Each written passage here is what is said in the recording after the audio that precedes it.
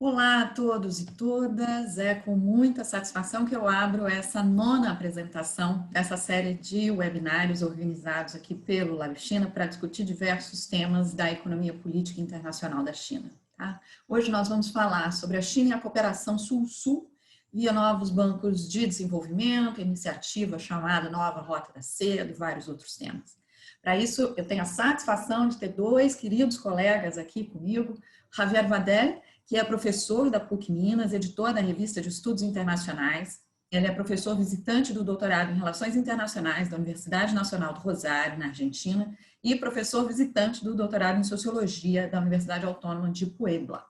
Ele também foi professor visitante da China Business School, Jiaxing University. Ele é membro do Conselho Científico do Instituto de Estudos da Ásia, membro da Rede de Integração Latino-Americana e do Caribe, e membro do Grupo de Investigação e Cooperação Sul-Sul, Investigação Regional da Rede Espanhola de Estudos de Desenvolvimento e pesquisador da Claxo, no grupo de trabalho, do qual eu tenho a satisfação de compartilhar com ele também, sobre China e o mapa do poder mundial. O Javier ele vai falar sobre a Belt and Road, desembarca na América Latina e no Caribe, e a cooperação no pré e no pós-pandemia. Além do Javier, uma satisfação ter aqui comigo hoje a professora Karen Costas Vasques. Ela é Distinguished Scholar da Fudan University, na China, e Assistant Dean para Global Engagement na OP Jintao Global University School of International Affairs, na Índia.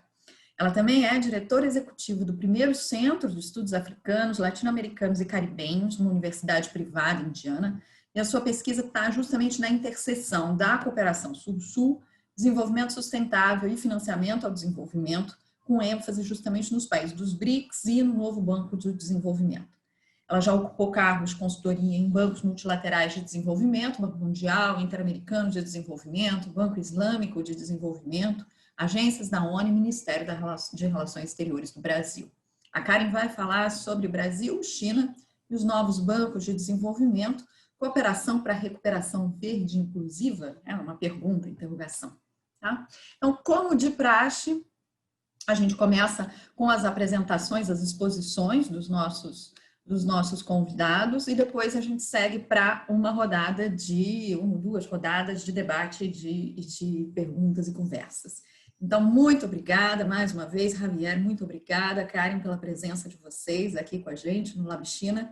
Eu começo com o Javier, que vai fazer aí sua apresentação em torno de 20, 25 minutos. Javier. Ok.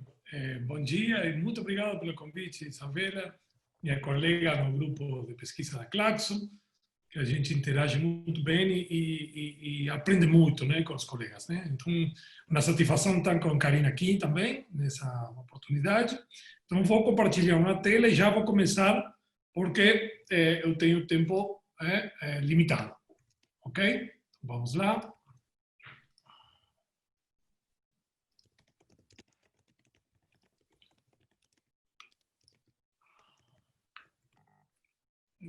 Dá para ver a tela?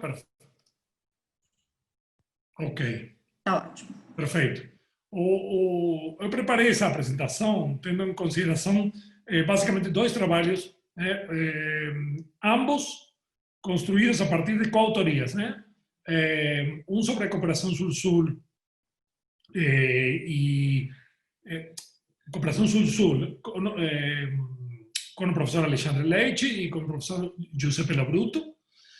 E o outro é um trabalho que foi publicado no ano passado sobre Belt and Road, que foi um esforço interessante para compreender esse processo de nova institucionalização e expansão chinesa.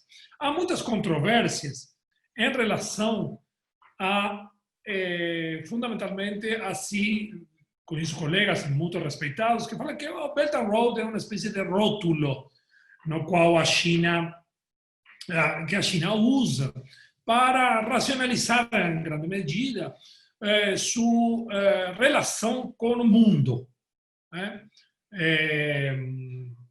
E aí também entraria a questão do soft power como uma consequência, não falaria natural, que não é o termo apropriado, mas uma consequência do poderio e da ascensão chinesa nos últimos anos. A minha formação, eu venho das relações internacionais, formado em ciências sociais, Então, vou fazer também ter um slide relembrando aos meus alunos de Relações Internacionais como é entendida a cooperação tradicional, a cooperação norte-norte também, a cooperação entre os Estados, em termos do mainstream, né? Mas, em primeiro lugar, bom, essa frase do presidente Xi Jinping sobre que a China precisa de uma boa narrativa nesse processo de going out, que não começa com o Belt and Road, talvez seria uma continuação, o go out, fundamentalmente a partir do século XXI, né? Quando a China entra na OMC e quando o governo Hu Jintao começa com essa política, né? Então, essa iniciativa se dá a partir da ascensão do presidente Xi Jinping ao poder, né? Em 2013, né? Se denominou OBOR, One Belt, One Road, que assim está, a sigla está em inglês, em chinês, né? No site, mas depois ficou, né? A sigla BRI, Belt and Road Initiative, Cinturão e a Rota em português, a Franja e a Ruta em espanhol. Então, mas é conhecido como Belt and Road, assim que no texto, na apresentação, deixei como BRI, né? Belt and Road Initiative. O projeto começa como um projeto euroasiático, né? Euroasiático, que hoje se pode falar que é um projeto global. Sobretudo em relação à relação com o sul global, com a América Latina em particular, a China, e o convite explícito que a China faz, por intermédio do chanceler Wang Yi, à região em Santiago, que foi a segunda reunião ministerial do Fórum China-CELAC. O Fórum China-CELAC tem um grau de relevância importante, embora também tenha controvérsias com colegas em relação à fragmentação da América Latina, a CELAC, etc., que não é o foco dessa apresentação, mas o fórum tem uma característica muito interessante, que é uma modalidade de relacionamento da China com o sul global, que se replica em 16, 17 mais 1 com a Europa do Leste, o Fórum dos Países de Fala Portuguesa, o Fórum dos Países Árabes, e por aí vai. Então, o que significa, o que é esse cinturão e a rota, o BRI, né? A sigla vou deixar em inglês sempre, né? É um rótulo, uma ferramenta do imperialismo, do neocolonialismo chinês, também tem gente que fala sobre isso, né? Ou uma ferramenta de hegemonia, né? É uma nova proposta de globalização. Se for, quais são os fundamentos? Eu me inclino pela terceira, sabe? Tem gente que fala que estamos vivendo um mundo desglobalizado, ou desglobalizado, ou em processo de desglobalização. Não no sentido Walter Bellow, que falava lá atrás, com outra proposta mais utópica, mas no sentido de decoupling, né? Então, de fragmentação, de regionalização, etc., e de disputa entre os grandes poderes, né? China e Estados Unidos. A outra grande pergunta, que não vou responder todas as perguntas, só deixo aqui para reflexão e vou colocar alguns pontos importantes nessa apresentação.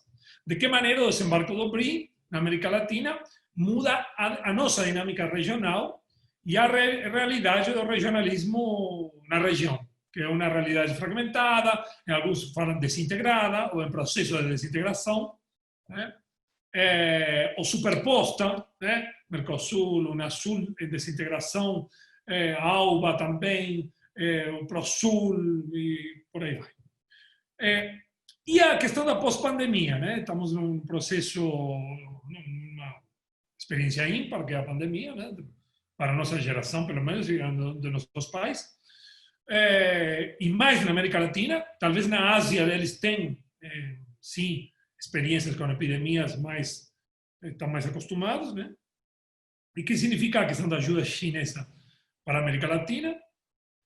O que significa a reativação da CELAC como órgão multilateral, mas também como, talvez seria o único mecanismo mais informal de diálogo regional com a China. Né? Não só com a China, com a União Europeia também, que começou e depois esfriou, congelou. Da China não congelou. Embora o Brasil agora suspendeu a participação, daria também uma palestra sobre isso. Nós observamos que a CELAC tem uma razão de ser nesse sentido, tá? Que talvez venha de um elemento, uma variável externa. Né? Temos uma pesquisa em andamento, recentemente aprovaram um PIBIC também, só para mencionar, de um levantamento que estamos fazendo de toda a ajuda chinesa para a América Latina e o Caribe. Não tenho os dados para apresentar aqui especificamente, mas é impressionante em material, né, na época de março até aqui. Tá? Em relações internacionais, como mencionei anteriormente, o Belt and Road, né, liga, em alguma medida, né, se vincula a um tipo de concepção e cooperação e ajuda para o desenvolvimento que é tradicional da China desde a Revolução de 49. Voltarei a isso depois. A perspectiva realista do mainstream das relações internacionais entende a cooperação como ações governamentais guiadas pelo interesse nacional e não pela benevolência. Jacques Ohain e alguns autores institucionalistas eles querem fugir da questão da soma zero, desse dilema de soma zero, e fala de coordenação do comportamento, não, com o intuito de atingir objetivos específicos em comum entre os Estados. Né? Mas a cooperação, fala que Ohain, lembremos o After Hegemony, que também existia um cheiro de declínio hegemônico, que depois não aconteceu, que é diferente de hoje. A cooperação é entendida como uma situação que não necessariamente envolve harmonia, que também tem conflitos. Pode promover conflitos, ou do conflito pode sair ou pode surgir cooperação. E nós estamos em um ambiente, em um cenário de crise da globalização neoliberal, que é o que apresenta um dos pontos do paper, aquele que depois vou colocar no final, né? É que trabalhamos o Belt and Road como um modelo alternativo, como proposta alternativa, mais do que modelo, né? Em andamento. Né? Há uma crise da globalização neoliberal da hegemonia. Não significa que o neoliberalismo morre. Ele volta como um zumbi, falariam alguns colegas economistas. Né?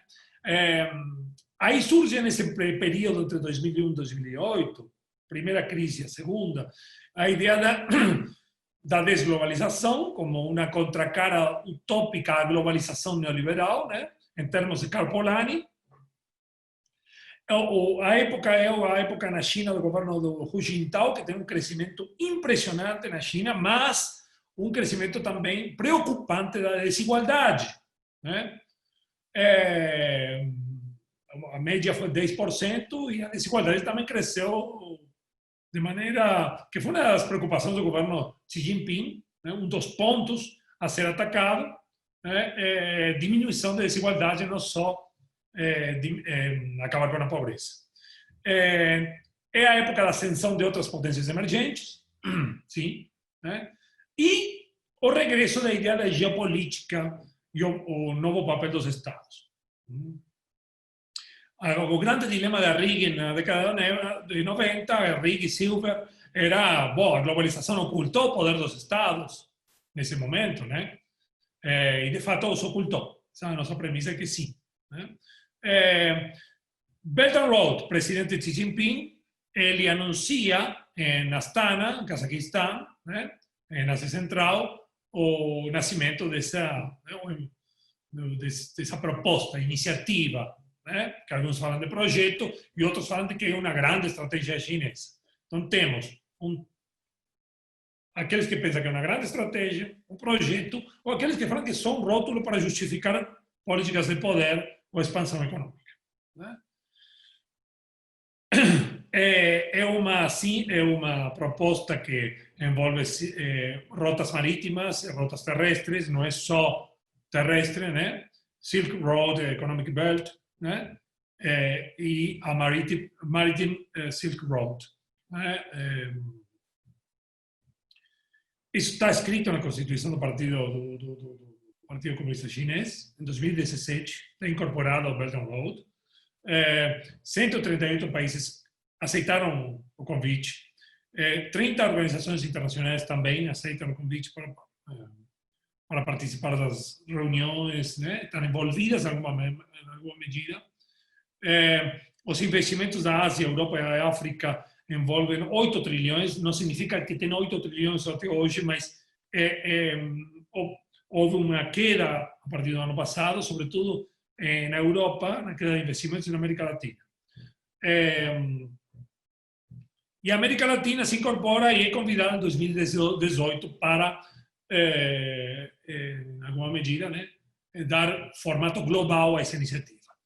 Em 2017, aí vem a narrativa de que seria o Belt and Road uma armadilha diplomática da dívida, né? Tendo em conta algumas experiências em Sri Lanka, né? Aí tem vários think tanks que falam sobre isso, da questão da questão da dívida, a trampa da dívida, da armadilha da dívida, trap diplomacy.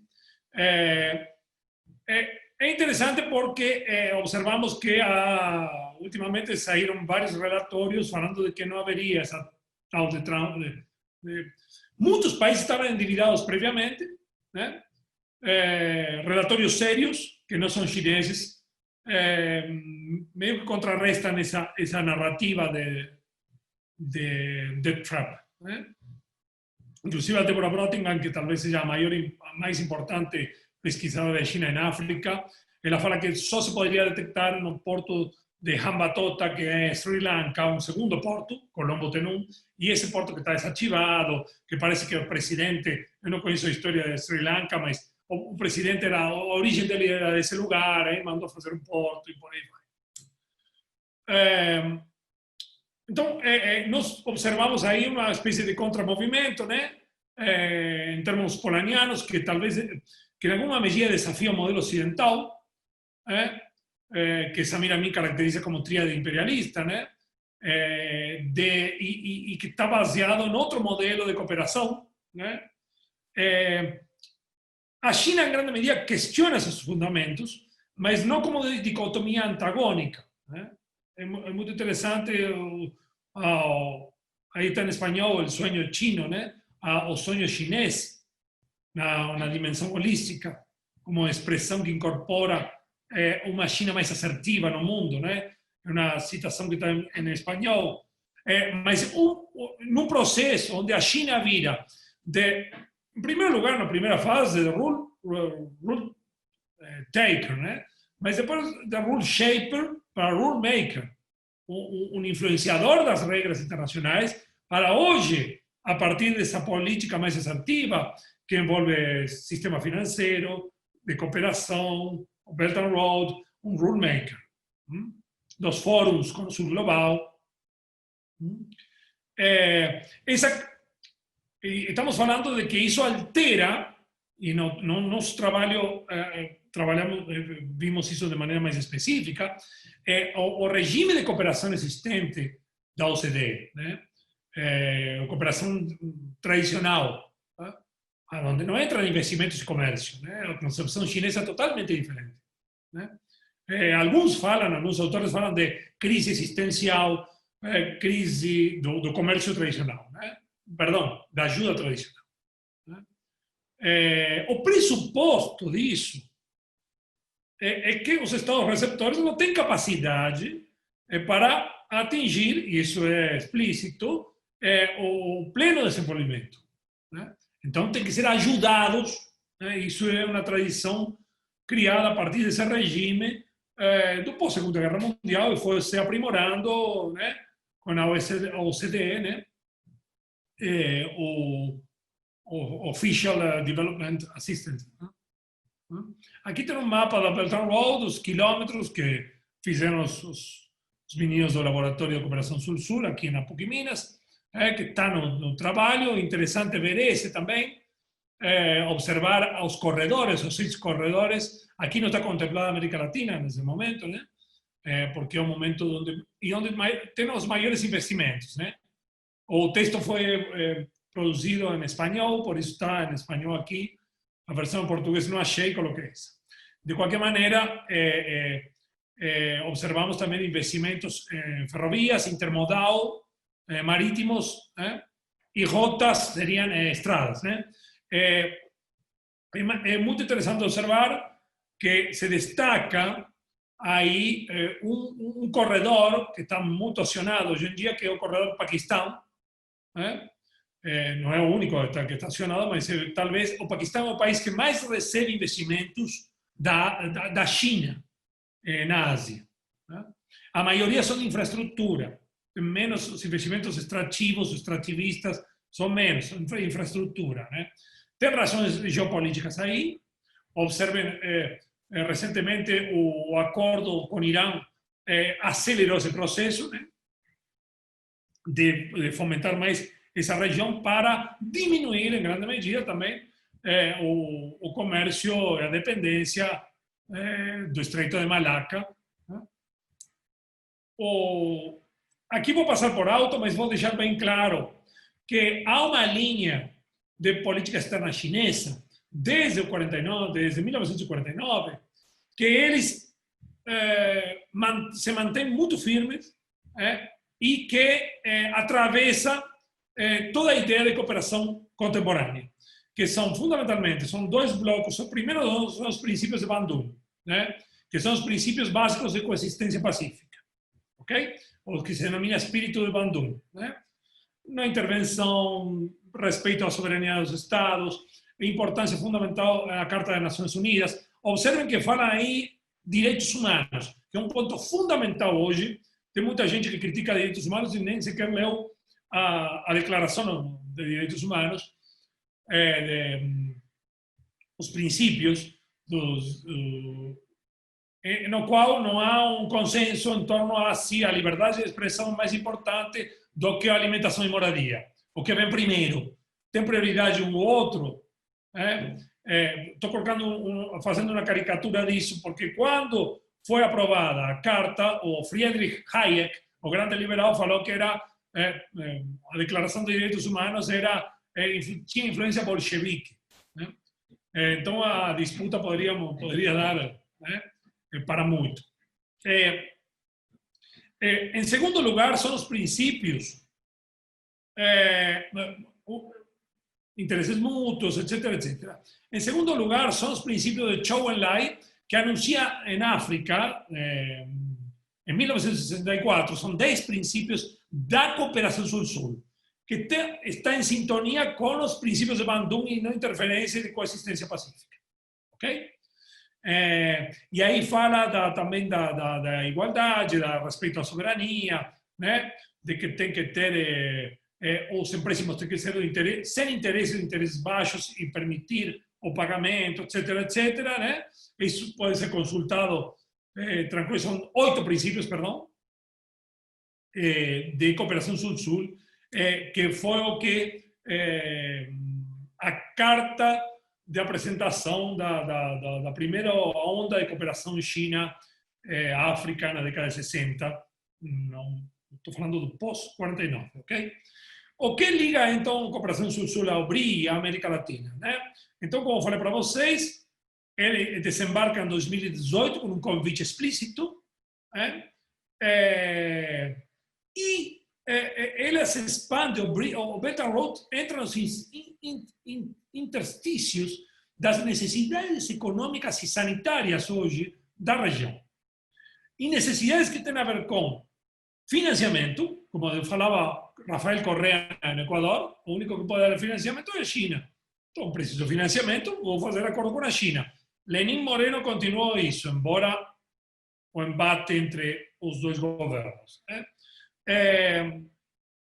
Investimentos em infraestrutura, talvez seja a nossa região, não só que é a mais desigual do mundo, talvez é uma das que mais precisam, junto com a África, de investimentos em infraestrutura, empréstimos e ajuda. E para isso, o interlocutor multilateral seria a CELAC. 33 países da América Latina formam a CELAC. Nisso trabalhamos num dos papers sobre a CELAC. Dos 33, 19 assinaram o memorândum de entendimento do Belt and Road na América Latina. Alguém pode falar que são países pequenos ainda, mas eles são muito importantes. Muito importantes porque muitos países que reconheciam Taiwan e não a República Popular se encontravam ou na África ou na América Latina. Perdão, na América Latina, sobretudo América Central e o Caribe. Sim, formam parte da América Latina e o Caribe. Vários já viraram. Taiwan perdeu nessa corrida. Alguns têm aviso prévio, geralmente tem aviso prévio, tem acordo antes. Dentre eles são República Dominicana, Panamá, República Dominicana e El Salvador. Estados Unidos ficou muito irritado com o Salvador. Panamá tem um elemento geopolítico chave na região. Tem investimentos chineses de ampliação do canal, muito importantes, onde transitam navios maiores, onde podem transitar navios maiores. E tem alguns países da América do Sul. Alguém fala que o número 20 pode ser a Argentina. Não nesse ano, mas talvez sim. E tem países que são paraísos fiscais. E não é pouca coisa. Porque a China pode se apresentar como não capitalista, como modelo chinês, mas de qualquer maneira a China joga o jogo da economia global. E já aproximando para a fase final, já vi que ultrapassei meus 20 minutos, mas eu queria deixar claro que o trabalho também aponta ao New Structural Economics, que é de Justin Yifu Lin e Wang, que hoje, bom, essa semana, o presidente Xi Jinping reuniu as 9 cabeças mais importantes econômicas, dentre elas a primeira era ele, que fala do fracasso da ajuda ocidental para os países do Sul e que tem que ter outra abordagem. Logicamente que ele apresenta a abordagem, eu falei isso num paper e fui incriminado, mas de qualquer maneira a abordagem chinesa, que em grande medida não há uma receita para todos os países e cada modelo tem que se adaptar ao desenvolvimento, cada modelo ajuda ao desenvolvimento do país. Ou seja, não há um consenso de Washington, a receita para todo mundo igual. Aqui os países que recebem ajuda, vou passar. A pergunta do debt trap foi colocada lá atrás e antecipei isso. Bom, é um debate amplo. Logicamente que a ajuda no sul global da China vai para países com problemas e os problemas são pré-existentes. Na região Brasil, o principal receptor de investimentos e a infraestrutura já superou os extrativos, segundo pesquisas sérias. A China se tornou o segundo sócio comercial da região, primeiro para alguns países e o principal fornecedor de empréstimos, e o quarto maior investidor, eu acho que já ultrapassou, já é mais do que o quarto. Isso em 2018. O grande problema em alguns relatórios do Congresso dos Estados Unidos, que estou colocando aqui, eles reconhecem a capacidade de cooperação e de estímulo ao comércio do BRI, o relatório do Congresso dos Estados Unidos. O problema é o domínio, a questão geopolítica. Relatórios do Banco Mundial também reconhecem que o BRI promove a redução substantiva aos custos do comércio. Também, como Justin Yifu Lin, falam de problemas de transparência. Sim. Mas há um declínio do custo comercial, que vai desde a ampliação do canal de Panamá até a construção de infraestrutura. E o relatório Moody's também fala do estímulo ao comércio, do Moody's, perdão.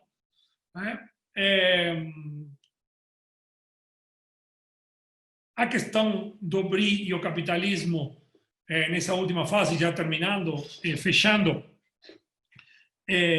o Belt and Road não pode ser entendido como um processo externo ao capitalismo global, né, e às suas mesmas contradições, né, independentemente desses ricos debates sobre se a China é mais ou menos capitalista ou socialista, né, o BRI desafia em grande medida a dupla lógica das transições hegemônicas, o movimento do capital, numa fase de crise da globalização neoliberal, e a lógica territorial dos Estados também.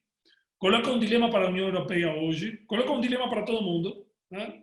E para o futuro, para os Estados Unidos. Né? E o dilema que vai desde a questão do capital à questão territorial. Porque o BRI hoje é a ferramenta essencial da expansão chinesa contemporânea e é a variável essencial, desde o meu ponto de vista, para entender as disputas geopolíticas e conflitos dentro do capitalismo. Finalizando, e vou deixar para depois, porque não vai dar a questão da pandemia e da ajuda contemporânea que é na região, né? E a ação da CELAC nesse processo. A China estaria propondo um novo Bandung? Não fala explicitamente, né? Há duas questões aqui, um dilema. A cooperação tradicional pode ser vista como continuidade das relações neocolonialistas, etc., de infantilização da cooperação, né? Receitas prévias organizadas para você que não é capaz de se desenvolver, né? Que estão padronizadas, né? Aí vem todas as condicionantes, etc. Ou do it yourself, faz você mesmo. Se você encara como uma Etiópia que parece que está indo por um lado, ou vai por outro lado como Zimbábue, o problema é seu. Ok, isso tem consequências. Não estou falando que não tem consequências internacionais, né? Como aconteceu com o Sudão, lá no começo da década do século XXI, que se recriminava a China que não preocupava pelos direitos humanos, né? Então, basicamente, fecho com isso. BRI versus globalização neoliberal, tá? Aí temos o consenso de Washington, receita para todo mundo igual, seja a periferia da Europa, ou seja a Argentina, ou seja Equador. A questão da financiarização e transterritorialidade, a globalização neoliberal, explicada no nosso paper, que vou deixar aqui a referência. A ajuda é condicionada e está separada de investimento e comércio, né? E o modelo da OCDE. Por um lado, temos o liberalismo institucionalizado chinês global, alguns colegas vão me matar, não o modelo chinês. A promoção do embedded Chinese neoliberalismo, liberalismo, porque Xi Jinping fala de promover globalização e comércio, livre comércio, que não significa que entra nas finanças. Tá? Belt and Road e a questão da narrativa do soft power, o sonho chinês, a comunidade de destino compartilhado e a coexistência pacífica, que seria a questão do Bandung. Fecho por aqui, muito obrigado. Os dois textos aí, quem quiser consultar. Isabela, mais uma vez obrigado. E desculpa aí, mas era muita coisa e é um assunto que eu gosto muito. Excelente, Javier. Eu que agradeço. Muitíssimo obrigada. Vou pedir que você nos devolva a tela, pronto. Muito obrigada. Eu acho que tem vários tópicos aí riquíssimos para o debate, várias questões levantadas que são muito valiosas. Obrigada por essa apresentação, ao mesmo tempo ampla e super instigante. Karen, por favor, the floor is yours. O tempo agora é todo seu. Obrigada, Isabela, pelo convite. É uma satisfação sem tamanho de estar de volta, ainda que virtualmente, ao FRJ, minha alma mater. E já aproveito para deixar registrado aqui meu forte abraço ao meu eterno orientador, o Carlos Medeiros, quem me apresentou ao mundo do financiamento para o desenvolvimento. Carlos, se assistir esse vídeo, lembre quase 20 anos atrás, orientando da graduação de Economia. E também saudações ao meu colega Javier, um prazer gigante dividir um painel e aprender com você, e concordo em gênero, número e grau. É um tema absurdamente fascinante, instigante, e quero ver cada vez mais debates no Brasil e fora, com os nossos pesquisadores brasileiros e irmãos brasileiros, discutindo esse tema e levando as nossas ideias, né, do Sul Global para o mundo. A minha apresentação hoje na verdade, uma síntese de uma pesquisa que eu comecei em 2017, em parceria com outras instituições dos BRICS, e também reflexões mais recentes, que foram algumas já publicadas em jornais como a Global Policy e também na mídia, e alguns trabalhos que eu estou desenvolvendo no momento e que devem ser publicados em breve pelo Escritório de Cooperação Sul-Sul da ONU e a Universidade de Oxford. Que questiona um pouco o papel da cooperação, né, Brasil-China. E aí eu olho especificamente na dimensão multilateral para a reconstrução pós-pandemia, e especificamente uma reconstrução rumo a uma transição mais sustentável, para uma economia mais sustentável e mais inclusiva. A gente vê que a crise econômica, né, social e humanitária que foi desencadeada pela pandemia do Covid, ela tem reforçado a necessidade de modelos que apontem para uma economia mais sustentável e inclusiva. E apesar do crescente consenso de que essa recuperação no pós-pandemia ela não deve significar um retorno ao business as usual, ainda é preciso avançar na implementação dessa visão na prática. Como? Em linha com a Agenda Global dos Objetivos de Desenvolvimento Sustentável, os ODS, do Acordo de Paris e da Agenda Addis Abeba para o financiamento para o desenvolvimento. Bom, nisso, qual é a grande pergunta, né, que eu quero propor hoje? Qual é o papel do Brasil e da China nesse processo de reconstrução e de transição para uma economia verde, né, e sustentável? Acho que primeiro, para a gente começar a rascunhar e pensar numa possível resposta, é como grandes países emergentes, o Brasil e a China, eles trazem por si só, né, soluções que podem ser compartilhadas entre si e outros países no marco de, como o Javier falou, da cooperação Sul-Sul. E um exemplo claro disso é o intercâmbio de conhecimento entre equipes médicas, entre os dois países, as doações de remédios e equipamentos médicos que a China tem feito para o Brasil, e etc. Para além dessa cooperação bilateral, a China e o Brasil também têm um papel central nos BRICS e nos novos bancos de desenvolvimento, que, por sua vez, são mecanismos importantes não apenas para o financiamento de medidas emergenciais, né, mais de curto prazo, como também na mobilização de recursos e no intercâmbio de conhecimentos para o desenvolvimento de médio e longo prazo, né, que é o que a gente está focando agora, né, ao responder essa pergunta. Mas o potencial da cooperação sino-brasileira ele é colocado em xeque à medida que as estruturas da governança global de um sistema multilateral que já era vacilante antes da pandemia são abalados ainda mais com a crise, né? Com a pandemia. E como a gente bem sabe, a escalada da competição entre os Estados Unidos e a China, por exemplo, tem causado um tensionamento das relações sino-brasileiras no âmbito bilateral. Isso também se reflete em outros níveis, né? A ampliação dos Estados Unidos das regras de investimento do Development Finance Corporation para conter a crescente influência da China no Brasil e na América Latina, por exemplo, também reacende a disputa, né, no plano regional. E no plano multilateral, a proposta recente dos Estados Unidos de expandir o G7 para incluir alguns dos BRICS em uma coalizão anti-China também tem criado tensão no âmbito do bloco. E aqui eu queria destacar, então, a cooperação Brasil-China na construção de uma economia mais sustentável e inclusiva em duas dimensões bem específicas. A primeira é por meio da cooperação entre os BRICS e a segunda por meio da cooperação no âmbito dos novos bancos de desenvolvimento, e especificamente o AIIB, o Asian Infrastructure Investment Bank, e o NDB, o Novo Banco de Desenvolvimento. Bom, primeiro no âmbito dos BRICS, né? Além das mudanças da estrutura da governança global, que a gente já comentou, também tem questões domésticas, como a desaceleração das economias do Brasil, da Rússia, da África do Sul, e além da própria rivalidade entre países BRICS, né? Como a Índia e a China, que tem colocado cada vez mais o agrupamento em xeque.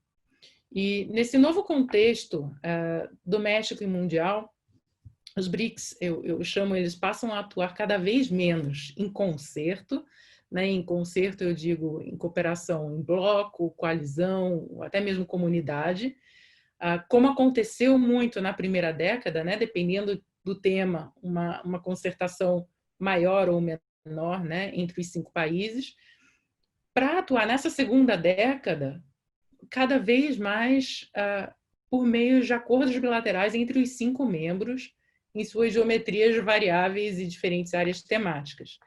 E aí o que eu chamo de bilateralização das relações entre os BRICS tem uma vantagem, traz uma vantagem, no sentido de dar mais flexibilidade ao agrupamento, na medida em que essa maior flexibilidade permite que cada membro, então, busque interesses transnacionais e interestaduais sempre que eles se sobrepuserem uns aos outros, ao mesmo tempo em que eles também se beneficiam de continuar membros do agrupamento quando a ação coletiva for mais desejável.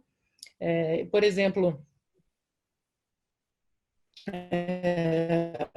o gradativo fortalecimento das relações entre Brasil e Índia, né? Sobretudo após a visita do Modi ao Brasil no ano passado, e no início desse ano, de 2020, a visita do presidente Bolsonaro à Índia, da mesma maneira em que o aumento e o fortalecimento da cooperação entre Rússia e China em energia e o próprio abandonamento da Índia do tradicional não alinhamento para formar coalizões e fóruns são alguns dos indicativos dessa bilateralização. Mas se por um lado dá uma maior flexibilidade ao agrupamento, essa bilateralização dos BRICS também dificulta a construção de respostas conjuntas a desafios globais que são comuns aos BRICS e aos outros países em desenvolvimento, e que tem cada vez mais gerado ceticismo, questionamentos em relação à capacidade desses países em influenciar a agenda global, sobretudo à medida em que o agrupamento avança nessa segunda década de existência. E o grande problema é que, na ausência dessas respostas conjuntas, ou de uma narrativa comum aos 5 países, essa bilateralização dos BRICS pode acabar dificultando ações práticas no âmbito multilateral e em temas como comércio, por exemplo, em segurança, que é cada vez mais crítico diante da rivalidade entre a Índia e a China, e também a Agenda de Desenvolvimento 2030, né, e compromissos concretos relacionados à implementação dos Objetivos de Desenvolvimento sustentáveis. Passando para a segunda parte da apresentação, qual é o papel dessa cooperação no âmbito da cooperação brasileira e chinesa, no âmbito dos novos bancos de desenvolvimento para a reconstrução da economia global, né, em um modelo mais sustentável e mais inclusivo. No caso do AIIB, do NDB, os 2 bancos eles têm sido bastante ágeis na concessão de pacotes de ajuda emergencial para o enfrentamento da pandemia. O AIIB, por exemplo, aprovou 13 projetos com valor de mais de 5,5 bilhões para cerca de 11 dos 82 membros. A bebê está chorando aqui, eu vou desligar o monitor. São sempre o making of, né, das apresentações. Então, o AIIB ele aprovou esse pacote de ajuda, de auxílio emergencial, né, para 13 países. O NDB também aprovou um financiamento bastante grande, cerca de 4 bilhões de dólares para o Brasil, para a China, para a Índia, para a África do Sul. Para o Brasil foi 1 bilhão, o maior financiamento concedido ao país pelo NDB até o momento. Mas nem o AIIB, nem o NDB responderam, pelo menos até agora, com medidas de apoio à transição para uma economia mais sustentável e inclusiva. E isso eu quero ressaltar que, de certa forma, é um contrassenso, né? Uma vez que a sustentabilidade está no centro do mandato dos 2 bancos, né? Tanto do AIIB quanto do NDB.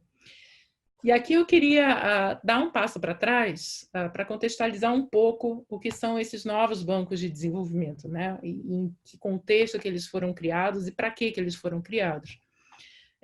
Em julho de 2014, os líderes do Brasil, Rússia, Índia, China e África do Sul, né, os países BRICS, concordaram em estabelecer o NDB. Em outubro do mesmo ano, a China e outros 20 países da Ásia assinaram um acordo para estabelecer outro novo Banco Multilateral de Desenvolvimento, o AIIB. E esses dois bancos têm o objetivo declarado de mobilizar recursos para suprir o gap de infraestrutura e promover o desenvolvimento sustentável nos países, no mundo, né? O NDB e o AIIB, eles têm diferenças substantivas em relação aos tradicionais bancos multilaterais de desenvolvimento. Eu acho que uma principal diferença é a atenção que os dois bancos têm dedicado para o financiamento de infraestrutura sustentável, assim como a rejeição de condicionalidades, né, impostas aos empréstimos. Acho que o Javier também chegou a tocar no tema da ausência de condicionalidades ao discorrer sobre a cooperação Sul-Sul, princípios de cooperação Sul-Sul, e além do foco em infraestrutura sustentável, desenvolvimento de infraestrutura e sustentabilidade, e a rejeição de imposição de condicionalidades, uma terceira grande diferença é a estrutura enxuta que esses bancos têm comparado com seus irmãos, né? Seus bancos multilaterais já mais estabelecidos. Em realidade, tanto o NDB quanto o AIIB saíram da frustração de economias emergentes e economias em desenvolvimento com as instituições Bretton Woods, tanto em termos de discrepância entre o poder de voto dos países emergentes e o peso que esses países foram ganhando ao longo do tempo, né, em termos de percentual da economia global, quanto o fato desses bancos tradicionais terem marginalizado ao longo de anos recentes os investimentos em infraestrutura e passado a priorizar empréstimos voltados a um foco mais em política, em reforma política e institucional nos países, né? A China tem um papel de destaque muito grande, tanto no NDB quanto no AIIB,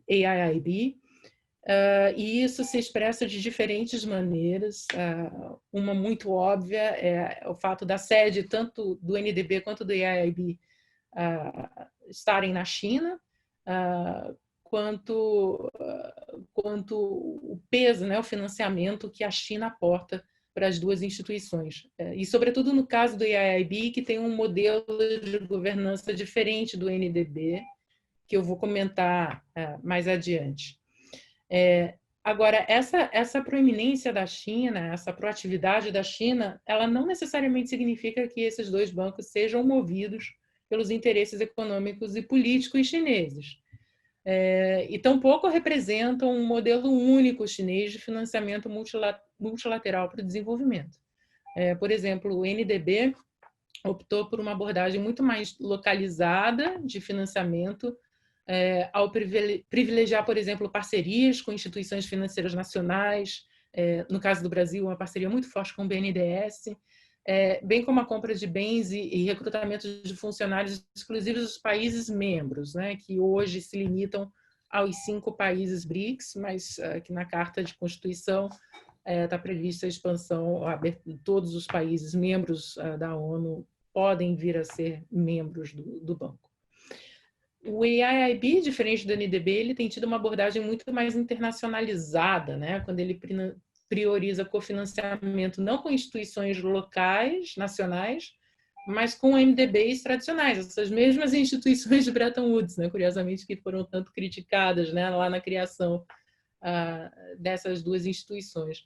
E também por usar muito dos estándares dessas instituições nos seus projetos, né, e a gente tem aí salvaguardas, tem muitas políticas operacionais, instrumentos que são bastante inspirados nas práticas desses bancos tradicionais. E, além de abrir, diferente do NDB, compras de bens para projetos, né, e recrutamento de staff é aberta a todos os países, né? E não é exclusivo aos países membros do banco. Outra diferença entre os dois bancos está na medida em que o AIIB e o NDB representam um modelo de cooperação sul-sul, que o Javier já bem pontuou. O NDB ele foi constituído como um Borrowing Country-Led Development Bank, né? Um banco de desenvolvimento liderado pelos tomadores de empréstimo, né? Que, na verdade, são os mesmos que concedem os empréstimos. Então, tem uma congruência muito interessante. Quem toma o empréstimo é o mesmo que aporta capital para o banco, né? São os 5 países BRICS. Mas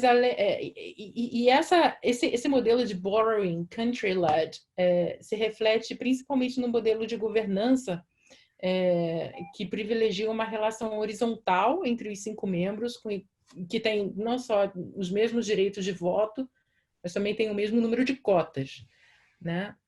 Acho que uma outra característica do NDB que o aproxima, então, de um modelo mais sul-sul, para além dessa horizontalidade entre os seus 5 membros, hoje, né?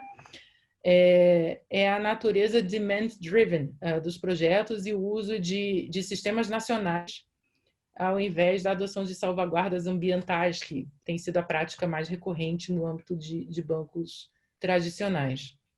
E que está muito em linha também com o princípio de não intervenção, de soberania, em respeito a questões domésticas que são tão próprios, né, da cooperação sul-sul. No caso do AIIB, é um pouco diferente, porque desde essa Constituição sempre houve uma pressão, principalmente de doadores europeus, de países membros, né, da Europa, e agências de crédito internacional, que acabaram levando o banco a adotar um modelo de shareholder-led, né, diferente de borrowing country-led, e que, por sua vez, é mais parecido com o modelo adotado pelos bancos multilaterais tradicionais. Contudo, assim como o NDB, os países do sul global, no caso do AIIB, também têm a maioria de cotas e votos, o que, então, talvez o trouxesse um pouco mais para perto do modelo sul-sul.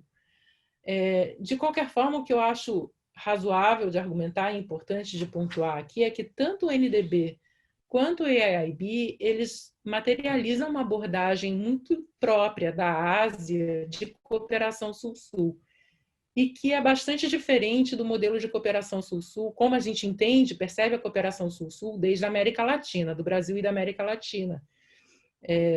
Na Ásia, e aí trazendo bastante da minha experiência pela Índia e pela China, a cooperação sul-sul, existe um entendimento de que a cooperação sul-sul inclui, sim,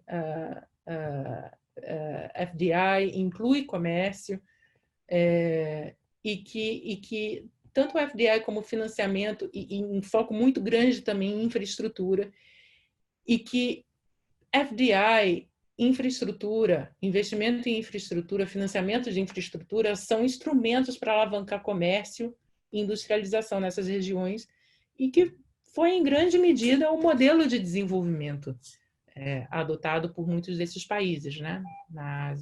Principalmente no Sudeste Asiático, China. Por fim, outra diferença entre os dois bancos, ligando mais com a questão, com a pergunta central, né, da apresentação, a recuperação verde, é a abordagem que cada um desses bancos tem dado para o tema da sustentabilidade. O AIIB, ele vê sustentabilidade como infraestrutura sustentável. Infraestrutura sustentável está no centro, né, da estratégia do AIIB, por meio do financiamento de iniciativas de crescimento econômico verde na Ásia. E essa visão está presente nas estratégias do setor de energia, estratégias do setor de transporte, cidades sustentáveis do banco, que já foram lançadas, né? Mas o AIIB ainda não ofereceu uma definição do que é verde, né? Do que é infraestrutura verde, o crescimento econômico verde, de uma maneira que possa ser medida e verificada. E tampouco estabeleceu metas operacionais relacionadas a projetos verdes ou sustentáveis, de infraestrutura sustentável. No caso do NDB, a estratégia geral define que infraestrutura sustentável é uma infraestrutura que incorpora critérios econômicos, ambientais e sociais em seu projeto, construção e operação, ou seja, uma definição bastante ampla e em linha com a definição de desenvolvimento sustentável, né, do Triple Bottom Line. E também, diferente do EIB, coloca metas específicas, ainda que metas mais gerais, né, mais globais para a instituição. 2/3 dos investimentos do NDB, dos empréstimos do NDB, tem que ser destinados a projetos de infraestrutura sustentável.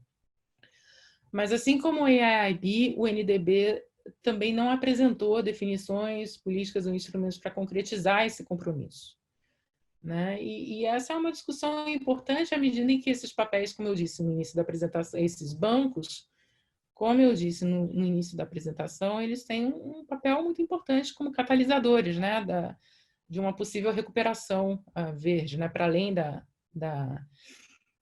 contribuição, da ajuda emergencial que eles já prestaram, né, e têm prestado aos seus países membros, o papel que eles podem ter no médio e longo prazo para uma reconstrução verde, né? Essa discussão ainda precisa ser levada adiante entre os governos dos países membros e essas instituições, e os instrumentos para realizar essa visão também precisam ser desenhados com maior clareza, né?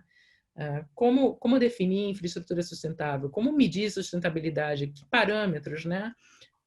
Existe uma discussão no âmbito do NDB de que a infraestrutura sustentável iria além da abordagem que se tem tido tradicionalmente, né, nos outros bancos multilaterais, do do no harm, né? De mitigar, compensar ou evitar eventuais impactos negativos que os projetos podem ter no meio ambiente, nas comunidades onde os projetos são executados, para ter um impacto mais transformador, né, no longo prazo, de agregar um valor positivo para além de evitar o impacto negativo, né? Mas é uma discussão que ainda precisa ser aprofundada com métricas e com métodos para se avaliar o real impacto de desenvolvimento que esses projetos podem ter.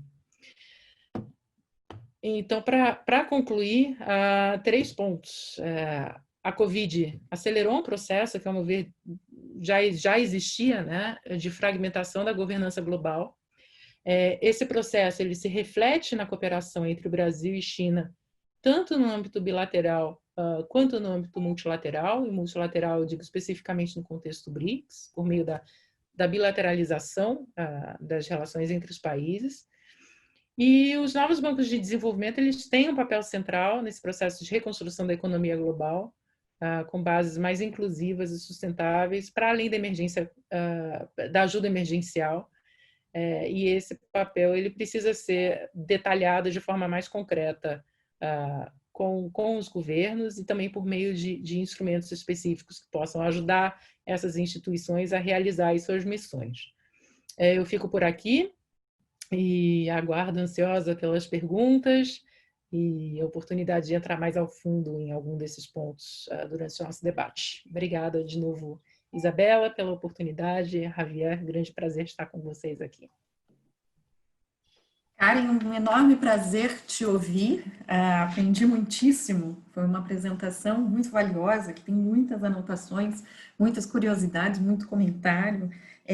Eu acho que a sua experiência é muito valiosa, né, para a gente, que muitas vezes perde em função do nosso encastelamento, não é o caso de todo mundo, mas falando um pouco da minha experiência recente agora, né, que a gente vai se distanciando do campo, e sobretudo você que está tão próxima aí do trabalho com as instituições multilaterais, vai trazendo visões e pontos muito valiosos aqui para a nossa reflexão. Eu vou fazer uma primeira rodada de comentários e de perguntas, e daí vai. Se vocês tiverem perguntas um para o outro, aí também fiquem à vontade para fazerem comentários entre vocês. Vou começar com o Javier, depois eu passo para a Karen, faço as perguntas em bloco, depois a gente responde nessa sequência. Javier, deixa eu voltar aqui para a sua apresentação. Você falou no final dela sobre isso, que talvez muita gente ache muito controverso, né? Sobre essa institucionalidade liberal, um liberalismo institucionalizado chinês, que passaria a ser, de certa forma, a tônica da ordem internacional promovida pela China, né? Ou pelo menos de uma parte, ou que reflete uma parte desse comportamento internacional da China enquanto investidor fora, enquanto promotor da cooperação Sul-Sul, né? Enquanto, digamos, uma institucionalidade geral. Eu queria que você comentasse mais para a gente como é que você vê a ordem internacional promovida pela China, né? Sobretudo num contexto que mais e mais a gente tem falado de transição hegemônica em relação aos Estados Unidos, embates estratégicos com os Estados Unidos e daí vai. Afinal de contas, o que você caracteriza ou consegue captar aí dos elementos de uma ordem internacional promovida pela China? O que seria esse neoliberalismo, esse liberalismo, não neoliberalismo, esse liberalismo institucionalizado? Ou, em outros termos, o que da ordem internacional atual te parece que estruturalmente a China contesta e o que de estruturalmente novo surge, então, isso que você está chamando de um liberalismo institucionalizado? Essa é uma primeira pergunta para você. A segunda,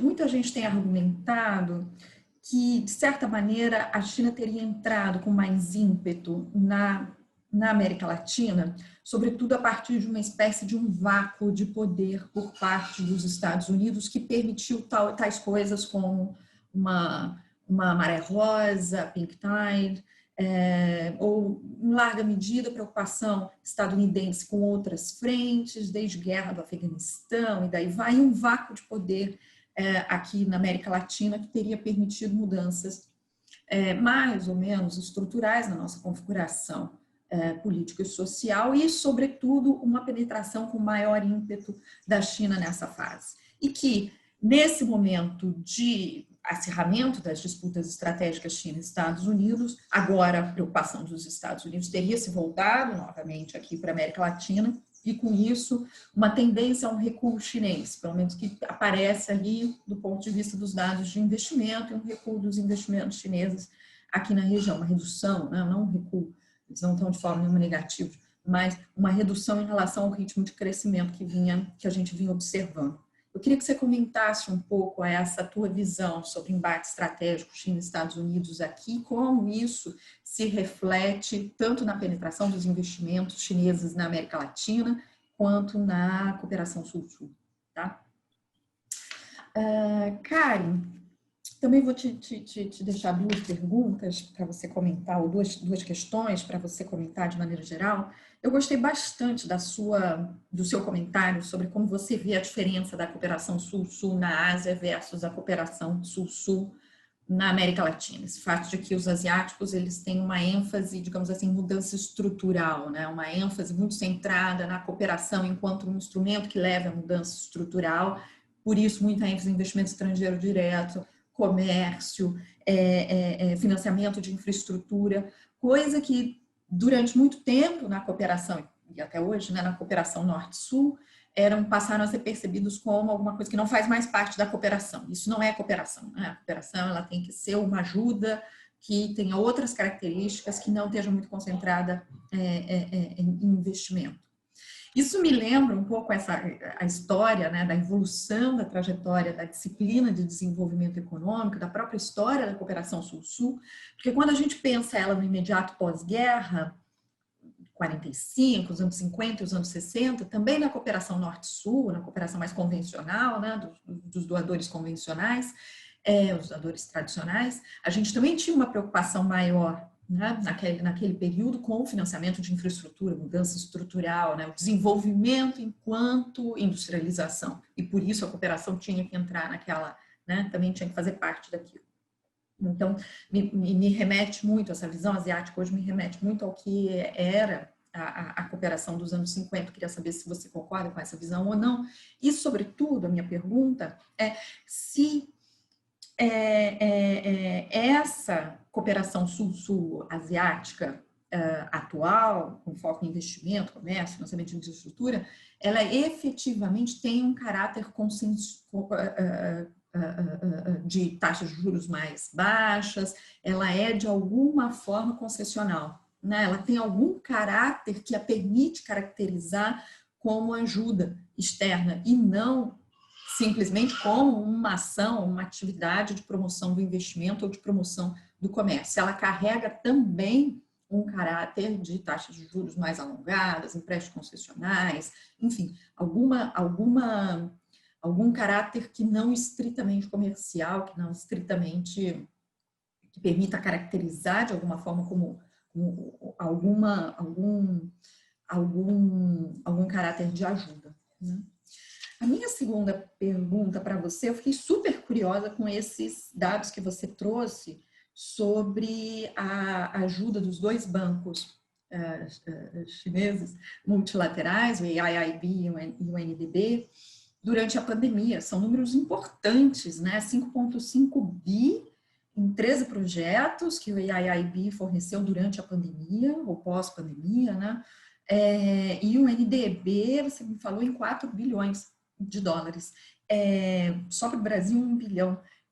Eu queria que você falasse um pouco mais o que foram, que tipo de projetos são esses, o que está sendo financiado, qual é o caráter, né, desse financiamento, essencialmente. É isso, depois eu passo para uma segunda rodada.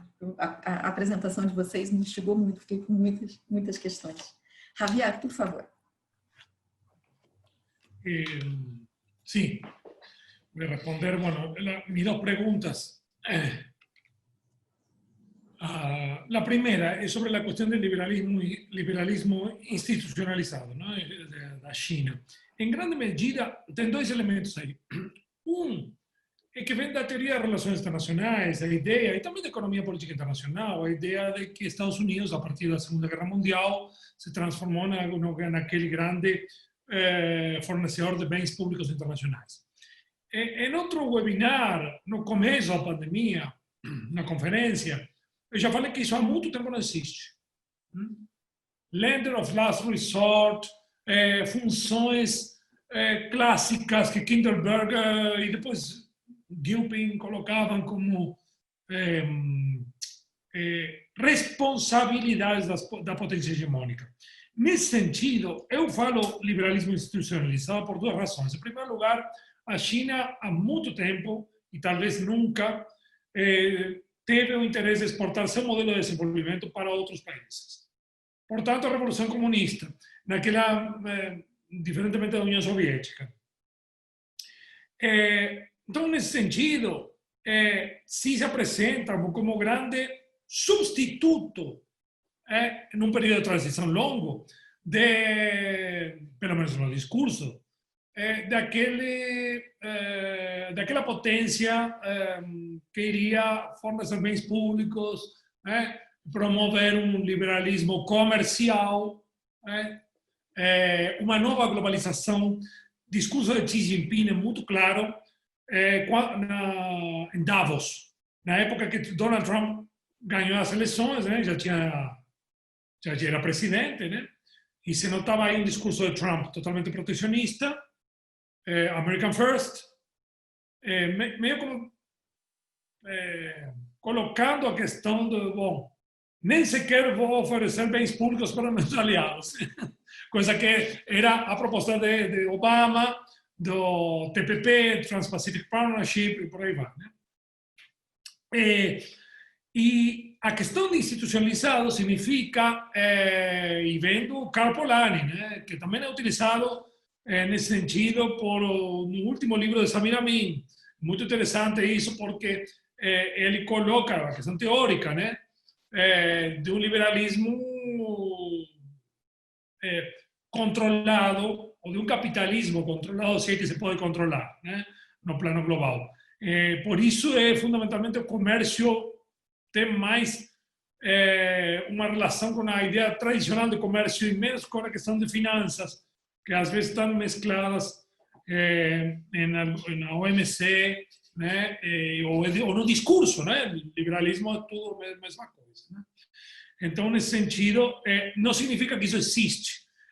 Estou colocando isso como fazendo uma ligação com o BRI, as características.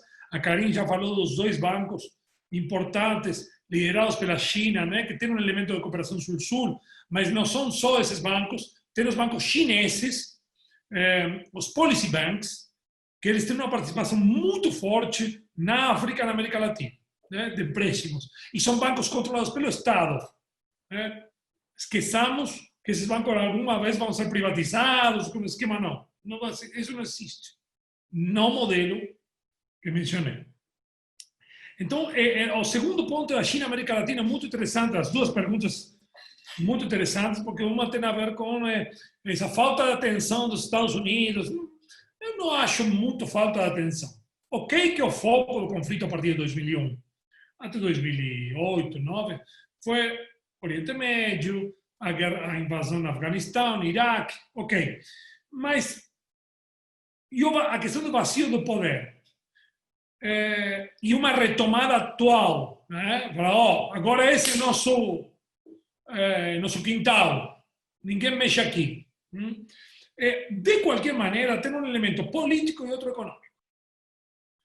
No político, parece fracassar isso, porque as ondas dos governos de esquerda, maré rosa, e depois os governos de direita, não é uma coisa nova, né? Geralmente há ciclos e de desgaste na América Latina. Mas eles chegam, sim, com uma assistência muito forte aos Estados Unidos. Equador é um caso muito claro.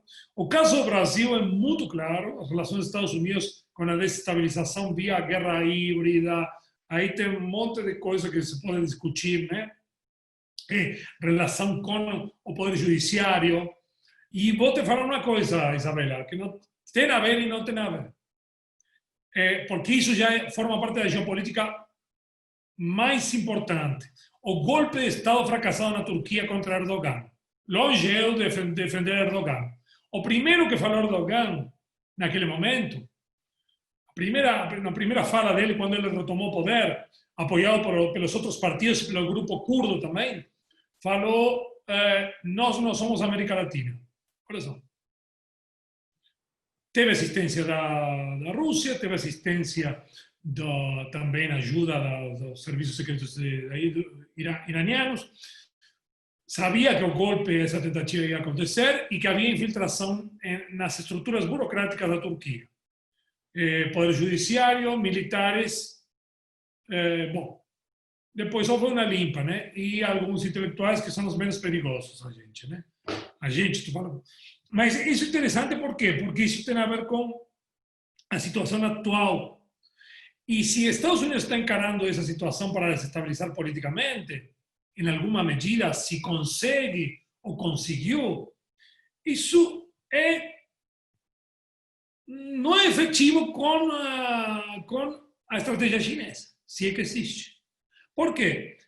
Eu mencionei os países que assinaram memorandum de entendimento com Belt and Road. Muitos são de governos de direita, não a Venezuela. O Lacalle Pou, no Uruguai, não vai sair, não. Chile, Peru, os modelos neoliberais assinaram memorandos de entendimento. Equador, as relações com a China são impressionantes. Inclusive com Lenín Moreno, que aplicou medidas neoliberais no âmbito do México, voltou ao Fundo Monetário, ok.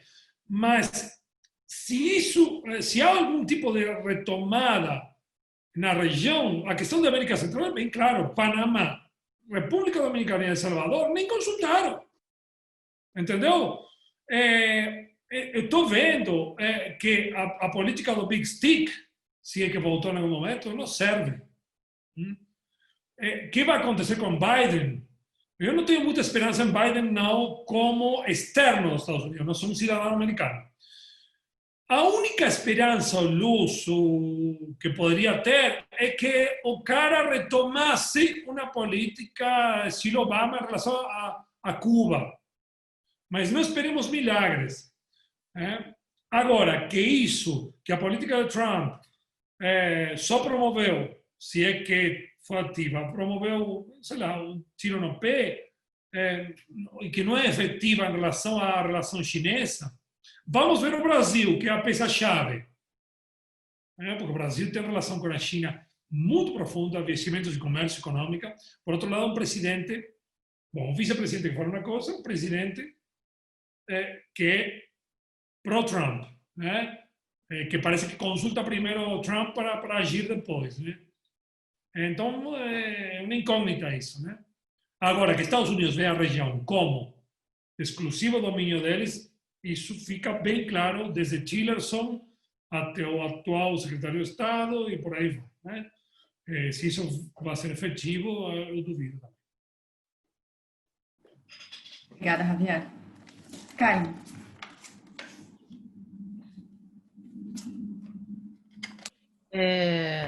Em relação à primeira pergunta, né, a diferença entre a cooperação Sul-Sul na Ásia e na América Latina, sobretudo em relação ao foco da mudança estrutural, né, que teria mais no modelo asiático em relação ao latino-americano. Eu acho que primeiro vale a pena pontuar um pouco para quem está menos familiarizado com a discussão de cooperação Sul-Sul, que diferença é essa, né?